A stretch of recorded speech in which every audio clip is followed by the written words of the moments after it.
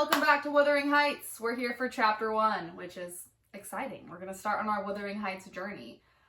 I did a little bit more research about Wuthering Heights in the public domain and the copyright, and it turns out this Norton edition that I have has been edited by William M. Sale Jr., which in his preface he notes that he has taken the original 1847 text, so this is the one that Emily Brontë wrote, and he has edited it more lightly than Charlotte had edited, but a little bit.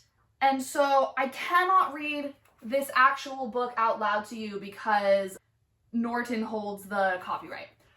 But Wuthering Heights itself, both the Emily Brontë text and the Charlotte Brontë text, is out of copyright. It's in the public domain.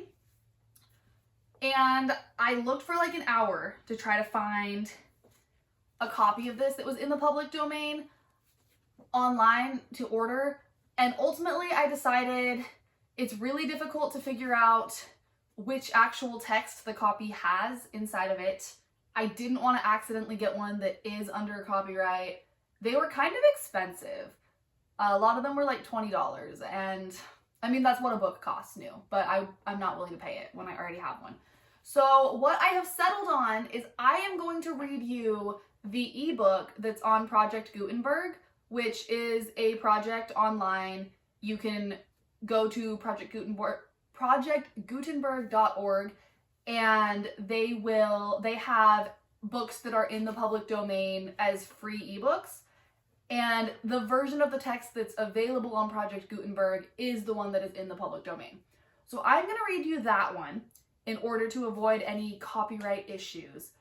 But I have filmed B-roll footage of just me reading this book to myself to show you because it's more aesthetic than me reading the Project Gutenberg text off of my laptop, which is unfortunately not as nice and cozy as reading the book in paper. But it is legal and devoid of issues with copyright law. So that's what we're gonna do. So we'll cut in and out of this view and me reading. Okay, let's get started. You ready for this, Miss Angel? All right. Wuthering Heights by Emily Brontë, Chapter 1. 1801. I have just returned from a visit to my landlord, the solitary neighbor that I shall be troubled with. This is certainly a beautiful country. In all England, I do not believe that I could have fixed on a situation so completely removed from the stir of society. A perfect misanthropist's heaven, and Mr. Heathcliff and I are such a suitable pair to divide the desolation between us. A capital fellow. He little imagined how my heart warmed towards him when I beheld his black eyes withdrawn so suspiciously under their brows as I rode up, and when his fingers sheltered themselves with a jealous resolution, still further in his waistcoat as I announced my name. Mr. Heathcliff, I said. A nod was his answer. Mr. Lockwood, your new tenant, sir. I do myself the honor of calling as soon as possible after my arrival, to express the hope that I have not inconvenienced you by my perseverance in soliciting the occupation of Thrushcross Grange. I heard yesterday you had had some thoughts. Thrushcross Grange is my own, sir, he interrupted, wincing. I should not allow anyone to inconvenience me if I could hinder it. Walk in. The walk in was uttered with closed teeth and expressed the sentiment, go to the deuce. Even the gate over which he leant manifested no sympathizing movement to the words, and I think that circumstance determined me to accept the invitation. I felt interested in a man who seemed more exaggeratedly reserved than myself. When he saw my horse's breast fairly pushing the barrier, he did not put out his hand to unchain it, and then sullenly preceded me up the causeway, calling, as we entered the court, Joseph, take Mr. Lockwood's horse and bring up some wine. Here we have the whole establishment of domestics, I suppose, was the reflection suggested by this compound order. No wonder the grass grows up between the flags and cattle are the only hedge cutters. Joseph was an elderly, nay, an old man, very old perhaps, though hale and sinewy. The Lord help us, he soliloquized in an undertone of peevish displeasure, while relieving me my horse. looking, meantime, in my face so sourly that I charitably conjectured he must have need of divine aid to digest his dinner, and his pious ejaculation had no reference to my unexpected advent. Wuthering Heights is the name of Mr. Heathcliff's dwelling, wuthering being a significant provincial adjective descriptive of the atmospheric tumult to which its station is exposed in stormy weather. Pure, bracing ventilation they must have up there at all times. Indeed, one may guess the power of the north wind, blowing over the edge, by the excessive slant of a few stunted firs at the end of the house, and by a range of gaunt thorns all stretching their limbs one way, as if craving alms of the sun. Happily, the architect had foresight to build it strong. The narrow windows are deeply set in the wall, and the corners defended with large jutting stones. Before passing the threshold, I paused to admire a quantity of grotesque carving lavished over the front, and especially about the principal door, above which, among a wilderness of crumbling griffins and shameless little boys, I detected the date, 1500, and the name Hareton Earnshaw. I would have made a few comments and requested a short history of the place from the surly owner, but his attitude at the door appeared to demand my speedy entrance or complete departure, and I had no desire to aggravate his impatience previous to inspecting the penetralium. One step brought us into the family sitting room, without any introductory lobby or passage. They call it here the house preeminently. It includes kitchen and parlor, generally, but I believe at Wuthering Heights the kitchen is forced to retreat altogether into another quarter. At least I distinguished a chatter of tongues and a clatter of culinary utensils deep within, and I observed no signs of roasting, boiling, or baking about the huge fireplace, nor any glitter of copper saucepans and tin colanders on the walls. One end, indeed, reflected splendidly both light and heat from ranks of immense pewter dishes, interspersed with silver jugs and tankards, towering row after row on a vast oak dresser to the very roof. The latter had never been underdrawn. Its entire anatomy lay bare to an inquiring eye, except where a frame of wood laden with oatcakes and clusters of legs of beef, mutton, and ham concealed it. Above the chimney were sundry villainous old guns and a couple of horse pistols, and, by way of ornament, 3 gaudily painted canisters disposed along its ledge. The floor was of smooth white stone, the chairs high-backed, primitive structures, painted green, 1 or 2 heavy black ones lurking in the shade. In an arch under the dresser reposed a huge liver-colored bitch pointer, surrounded by a swarm of squealing puppies, and other dogs haunted other recesses.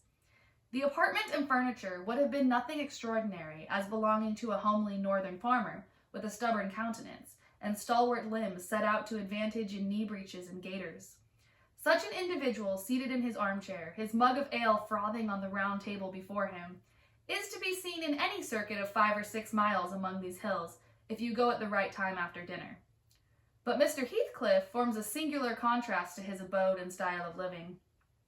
He is a dark-skinned gypsy in aspect, in dress and manners a gentleman, that is, as much a gentleman as many a country squire, rather slovenly, perhaps, yet not looking amiss with his negligence, because he has an erect and handsome figure, and rather morose. Possibly, some people might suspect him of a degree of underbred pride. I have a sympathetic chord within that tells me it is nothing of the sort. I know by instinct his reserve springs from an aversion to showy displays of feeling, to manifestations of mutual kindliness. He'll love and hate equally under cover, and esteem it a species of impertinence to be loved or hated again. No, I'm running on too fast. I bestow my own attributes over-liberally on him. Mr. Heathcliff may have entirely dissimilar reasons for keeping his hand out of the way when he meets a would-be acquaintance, to those which actuate me. Let me hope my constitution is almost peculiar. My dear mother used to say I should never have a comfortable home, and only last summer I proved myself perfectly unworthy of one. While enjoying a month of fine weather at the sea-coast, I was thrown into the company of a most fascinating creature, a real goddess in my eyes, as long as she took no notice of me. I never told my love vocally. Still, if looks have language, the merest idiot might have guessed I was over head and ears. She understood me at last, and looked a return, the sweetest of all imaginable looks. And what did I do? I confess it was shame, shrunk icily into myself like a snail, at every glance retired colder and farther, till finally the poor innocent was led to doubt her own senses, and overwhelmed with confusion at her supposed mistake, persuaded her mamma to decamp. By this curious turn of disposition, I have gained the reputation of deliberate heartlessness. How undeserved, I alone can appreciate. I took a seat at the end of the hearthstone opposite that toward which my landlord advanced, and filled up an interval of silence by attempting to caress the canine mother, who had left her nursery and was sneaking wolfishly to the back of my legs, her lip curled up and her white teeth watering for a snatch. My caress provoked a long, guttural gnarl. "You'd better let that dog alone," growled Mr. Heathcliff in unison, checking fiercer demonstrations with a punch of his foot. "She's not accustomed to be spoiled, not kept for a pet." Then striding to a side door, he shouted again, "Joseph!" Joseph mumbled indistinctly in the depths of the cellar, but gave no intimation of ascending, so his master dived down to him, leaving me vis-a-vis the ruffianly bitch and a pair of grim, shaggy sheepdogs who shared with her a jealous guardianship over all my movements. Not anxious to come in contact with her fangs, I sat still, but imagining they would scarcely understand tacit insults, I unfortunately indulged in winking and making faces at the trio, and some of my physiognomy so irritated Madame that she suddenly broke into a fury and leapt on my knees. I flung her back, and hastened to interpose the table between us. This proceeding aroused the whole hive. Half a dozen four-footed fiends of various sizes and ages issued from hidden dens to the common center. I felt my heels and coat laps peculiar subjects of assault, and parrying off the larger combatants as effectually as I could with the poker, I was constrained to demand aloud assistance from some of the household in re-establishing peace. Mr. Heathcliff and his man climbed the cellar steps with vexatious phlegm. I don't think they moved 1 second faster than usual, though the hearth was an absolute tempest of worrying and yelping. Happily, an inhabitant of the kitchen made more dispatch, a lusty dame with tucked up gown, bare arms, and fire-flushed cheeks, rushed into the midst of us, flourishing a frying pan, and used that weapon, and her tongue, to such purpose that the storm subsided magically, and she only remained, heaving like a sea after a high wind when her master entered on the scene. "What the devil is the matter?" he asked, eyeing me in a manner that I could ill endure after this inhospitable treatment. "What the devil, indeed," I muttered. "The herd of possessed swine could have had no worse spirits in them than those animals of yours, sir. You might as well leave a stranger with a brood of tigers." "They won't meddle with persons who touch nothing," he remarked, putting the bottle before me and restoring the displaced table. "The dogs do right to be vigilant. Take a glass of wine?" "No, thank you." "Not bitten, are you?" "If I had been, I would have set my signet on the biter." Heathcliff's countenance relaxed into a grin. "Come, come," he said. "You are flurried, Mr. Lockwood. Here, take a little wine. Guests are so exceedingly rare in this house that I and my dogs, I am willing to own, hardly know how to receive them. Your health, sir." I bowed and returned the pledge, beginning to perceive that it would be foolish to sit sulking for the misbehavior of a pack of curs. Besides, I felt loth to yield the fellow further amusement at my expense, since his humor took that turn. He, probably swayed by prudential consideration of the folly of offending a good tenant, relaxed a little in the laconic style of chipping off his pronouns and auxiliary verbs, and introduced what he supposed would be a subject of interest to me, a discourse on the advantages and disadvantages of my present place of retirement. I found him very intelligent on the topics we touched, and before I went home, I was encouraged so far as to volunteer another visit tomorrow. He evidently wished no repetition of my intrusion. I shall go, notwithstanding. It is astonishing how sociable I feel myself compared with him. Okay, so that's the end of chapter 1. And it seems that our narrator and Mr. Heathcliff, his landlord, have gotten into a bit of a disagreement over the dogs being rude and not well-mannered. Unlike this doggy, who is very sweet and has very good manners, except for when she tried to squish me into the couch during our introduction. "You're ruining literacy, Angel!" Anyway, and they get off to a bit of a rough start, but it seems at the end that the landlord finds this kind of funny, and the narrator's like, how bad can it be? We could get along. I'll come back and hang out with him tomorrow. So if you want to find out what happens when the narrator goes back to hang out with him tomorrow, you should like and subscribe so you're around for chapter 2 of Wuthering Heights. All right. Thank you for listening. Bye-bye.